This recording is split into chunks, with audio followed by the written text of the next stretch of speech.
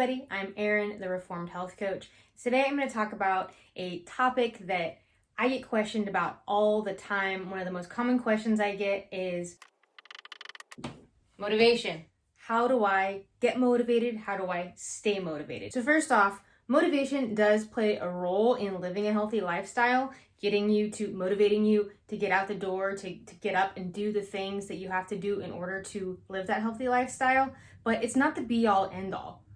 Are you motivated to brush your teeth? Are you motivated to take your kids to school or to go to work? There are lots of things that we have to do that we aren't necessarily motivated to do. We do them because we have to do them, and that is more about discipline. We are disciplined to brush our teeth. We are disciplined going to work every day because we know that there are consequences. So ultimately, if you really want to be healthy, to reach your short-term goals and achieve long-term health, ultimately, you need to be disciplined. But in order to get to discipline, we can start with motivation, and we have to dig a little bit deeper. So how do we achieve motivation?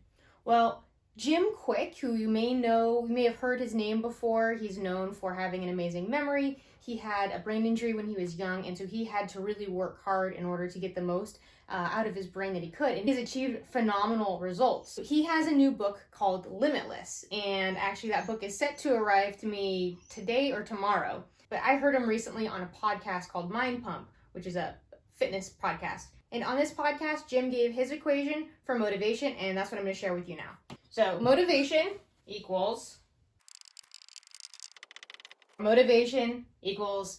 P times E times S3. Purpose times energy times small, simple steps. So in order to get to motivation, we need to know what these variables mean. Purpose goes beyond just your goal. So your goal might be to lose 10 pounds or to be able to reverse yourself out of type 2 diabetes. And those are great goals to have, but you need to dig deeper and find what's the purpose behind those goals.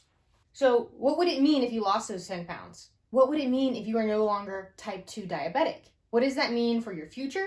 What does that mean for your family, the people that you love? What would you be able to achieve? How will you feel? How will all of those affect it? Who are you working for? Who motivates you to improve yourself? So that's your purpose. Energy. It doesn't matter how noble your goals are, your purpose is, how passionate you are about achieving your goals, how passionate you are about making yourself better for the people that you love.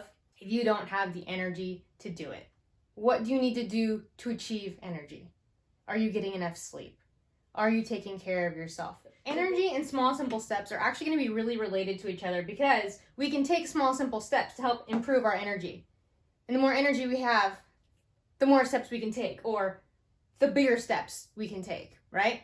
So when we look at small, simple steps, what is the smallest step that you can take toward your goal? So if your goal is to reverse yourself out of type 2 diabetes, and we know that resistance training, building muscle, makes you more insulin sensitive, improves your health in a whole variety of measures, and you know that one of the steps that you are going to take in order to reverse yourself out of type 2 diabetes is to be including some sort of resistance training plan.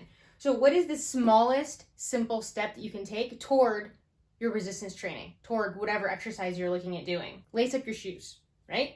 It could be laying your clothes out the night before. It could be just putting your shoes on. It could be writing out the exercise routine that you plan to do. What is the smallest simple step you can take? And maybe that's as far as you go that day. Maybe the next day you do the same thing and you take one more step. Maybe day one, you put on your workout clothes and your shoes. That's as far as you got. Okay? Tomorrow, take one more step. Tomorrow, you're dressed for your workout, you do one set. Continue to take small, simple steps and build on that.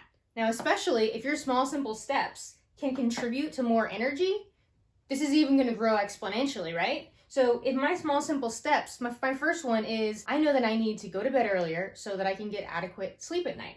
So my first small, simple step is going to be to turn off all screens an hour before I intend to go to bed. So if I would like to go to bed at 10 o'clock, screens are off at 9 o'clock, and then hopefully I will have no problem going to bed by 10 o'clock, and I will get better sleep and increase my energy. And with that better energy tomorrow, I'm gonna have more to put into my small, simple steps. Once you have this kind of laid out, and I encourage you actually, think of a specific goal and think about what is your purpose behind reaching that goal.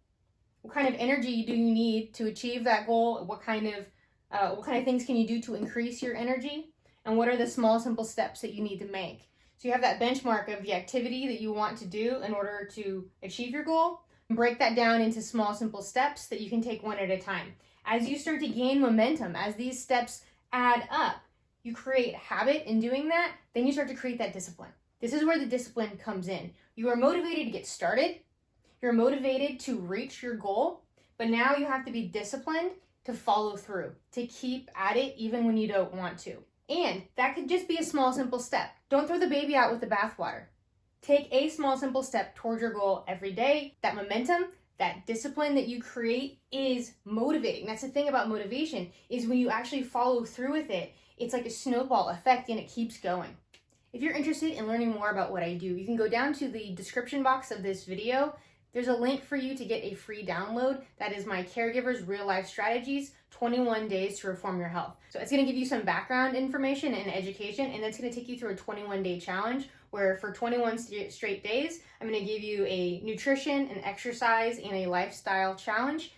That's not 21 days straight of exercise. There are break days in there. The exercise is broken up into kind of two categories. So more movement-based days, like just like walking, bike ride, more cardiorespiratory activities at a low level of intensity, and resistance training day. So don't worry, it's not 21-day beast mode. I'm actually anti-beast mode. Go down to that description box, click that link, put in your email, and you'll get access to that download. If you like what you saw here and you want to see more, hit that subscribe button, hit the bell so you get notified whenever I post a new video. Give me a thumbs up. And down in the comments, what's your purpose? What is your purpose for improving yourself, for being healthier, for being a better you, for getting that 1% better every day? Remember, reform your lifestyle, reform your health.